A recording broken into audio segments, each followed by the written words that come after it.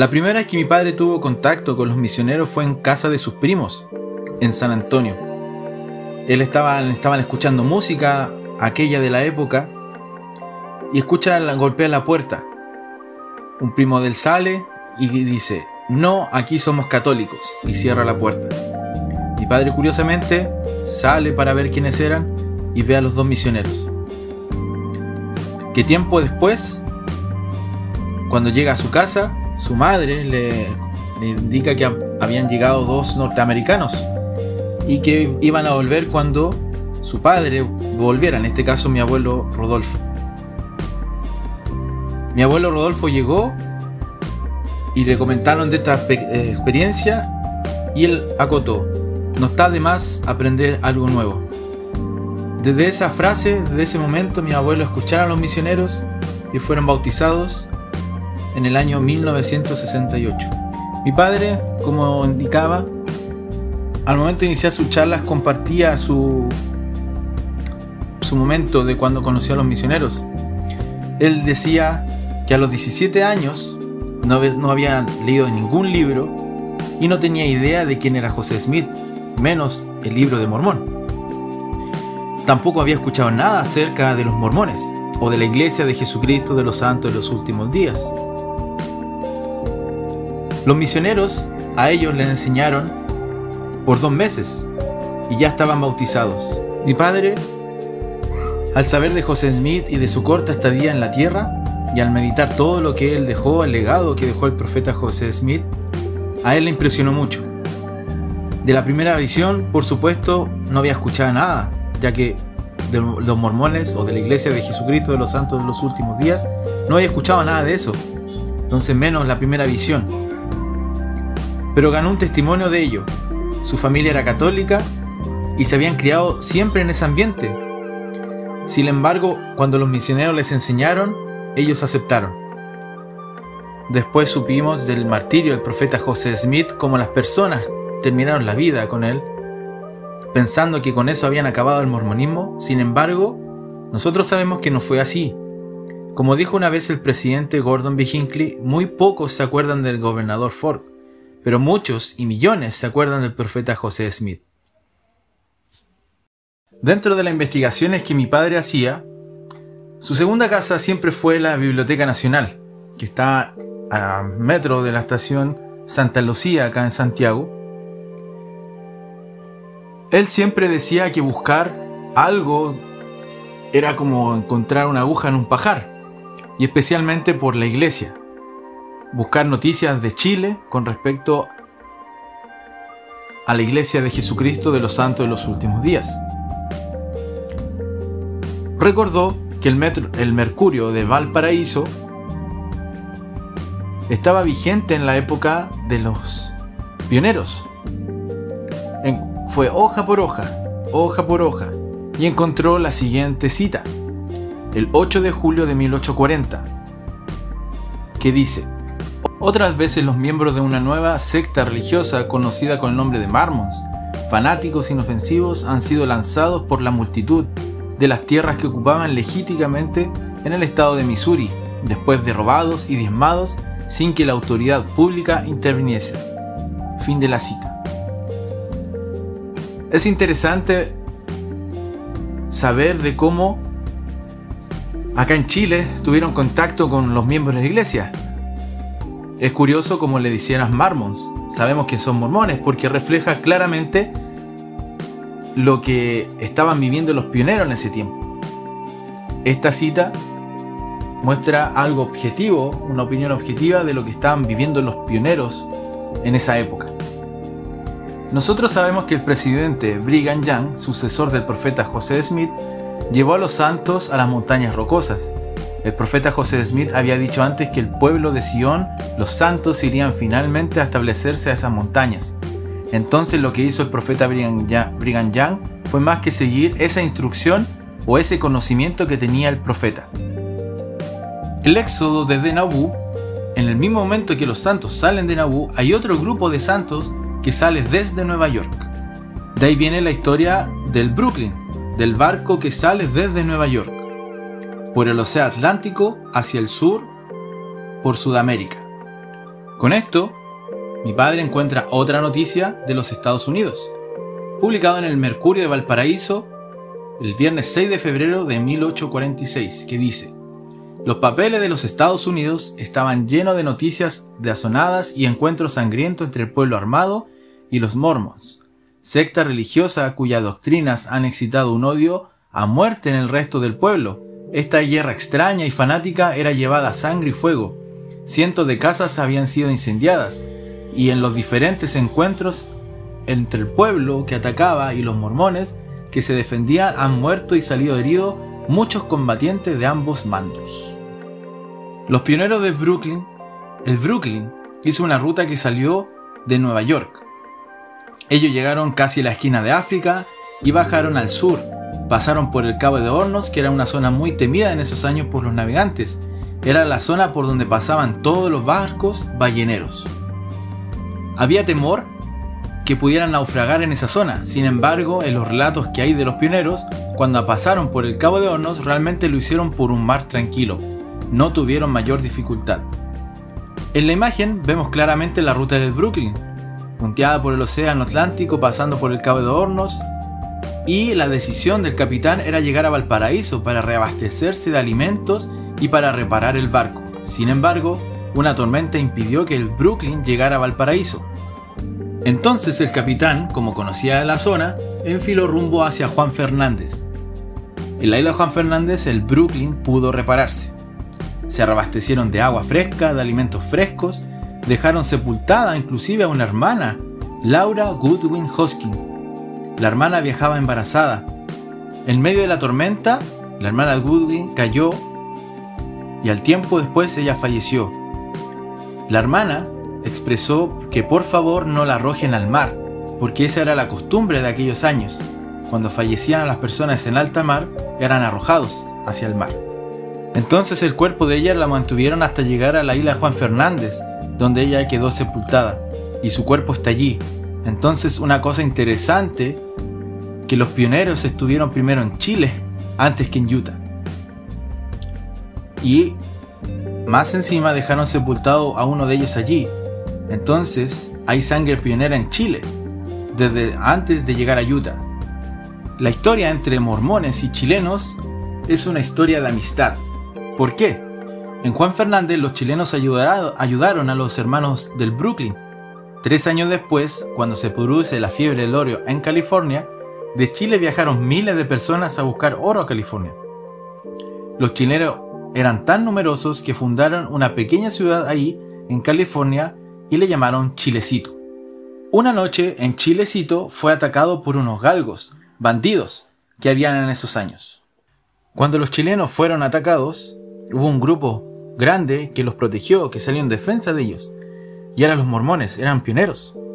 Al frente de ellos estaba Samuel Brannan, y en la historia de Chile, de don Vicente Pérez Rosales, indica que Samuel Brannan se subió al techo y dio ánimo a la gente para que fueran en defensa de los chilenos. Dice que ese grupo logró capturar a los bandidos y los pusieron en una cárcel en un barco que estaba en la bahía de San Francisco. Se dan cuenta entonces que había una vuelta de mano. Los chilenos los habían ayudado en Juan Fernández, ya que Samuel Brannan era el encargado, el líder que iba a cargo de ese grupo de los santos en el Brooklyn. Y ahora ellos ayudaron a los chilenos en California. Es por esos días, cuando hay tantos chilenos en California, que Elder Pratt llegó a presidir la misión del Pacífico. Sin duda él conoció a muchos chilenos allá, y él sintió el deseo de viajar a Sudamérica y viajar a Chile, y así lo hizo. Él llegó al Valparaíso después de 2 meses de navegación en el año 1851. Venía con su esposa y venía con otro misionero.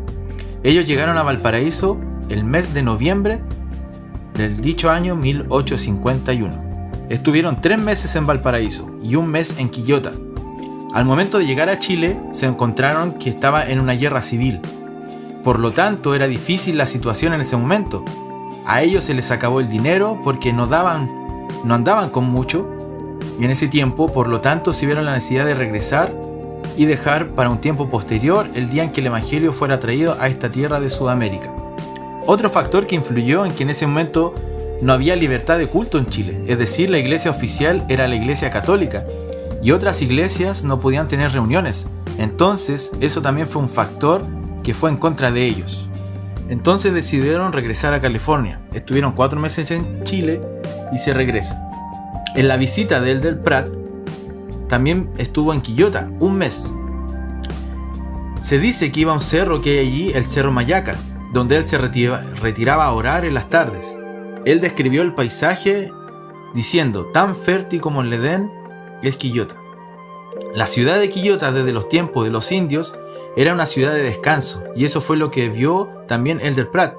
De hecho, el nombre de Chile significa lo mejor de una cosa, y Chile originalmente se llamaba esta zona del río Aconcagua, donde los españoles le pusieron Chile a todo el territorio, pero originalmente Chile era solamente esta misma zona. Entonces ellos se regresan en marzo de 1852. Mientras están en Valparaíso, fallece un hijo que nace de la esposa de Elder Pratt, a la hermana Phoebe Pratt. Ella viajó embarazada a Chile. El niño alcanzó a vivir 1 mes y 8 días y luego falleció. Y fue enterrado en el cementerio de disidentes en Valparaíso. Elder Pratt además menciona que cuando ellos viajaban hacia Chile, la situación era pésima, el pan duro, lleno de gusanos. Entonces, imaginen a la hermana embarazada, 2 meses viajando en esas condiciones, llegar a Chile y tener a su bebé y luego muera rápidamente por debilidad. Entonces también un niño pionero quedó sepultado ahora en Valparaíso. Entonces hay unas conexiones de la iglesia pionera de esos años y nuestro país. En este caso la hermana Goodwin, cuando viajaron en el Brooklyn y fue enterrada en la isla Juan Fernández, y el hijo de Palipi Pratt con Phoebe, Omner Pratt, que está enterrado hoy en el cementerio de disidentes de Valparaíso.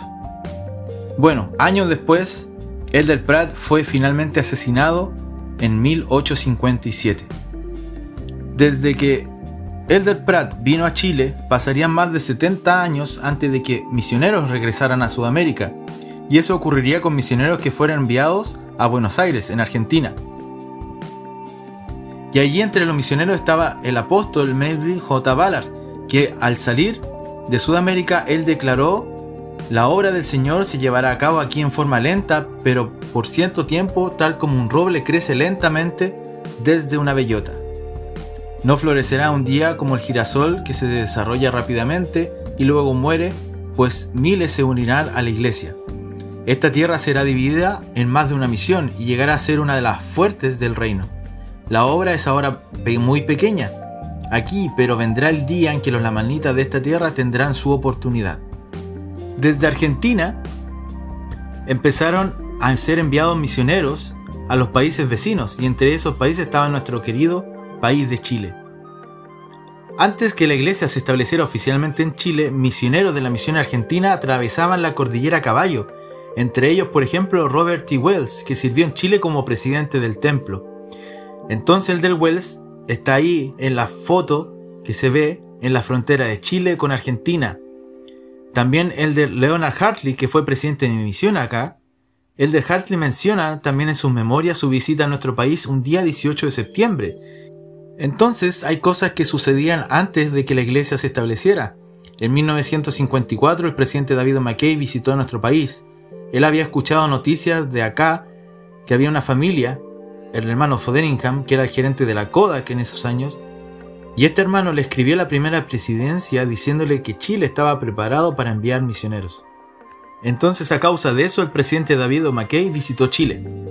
En el año 1956, en el mes de junio, se enviaron a los 2 primeros misioneros a nuestro país para establecer la iglesia. Ellos fueron el Elder Berle Allred y Joseph Bentley. Para el 5 de julio de 1956, vino el apóstol Henry D. Moyle, que dedicó la tierra de Chile para la predicación del Evangelio. Elder Berle Allred comparte lo siguiente. Junto con compartir su testimonio, el Elder Moyle prometió que la gente en Chile aceptaría el Evangelio rápidamente y que pronto habría una misión aquí con al menos 10 ramas. Él bendijo el país y a su gente. Es mi privilegio bendecir a este país y a este pueblo. Pido a Dios la revelación e inspiración para cada persona en su propia esfera de vida, y también para los líderes de esta rama para que puedan ser guiados a las puertas de mucha gente buena. Señalando además que el comienzo de esta pequeña rama es el agrado de nuestro Padre Celestial.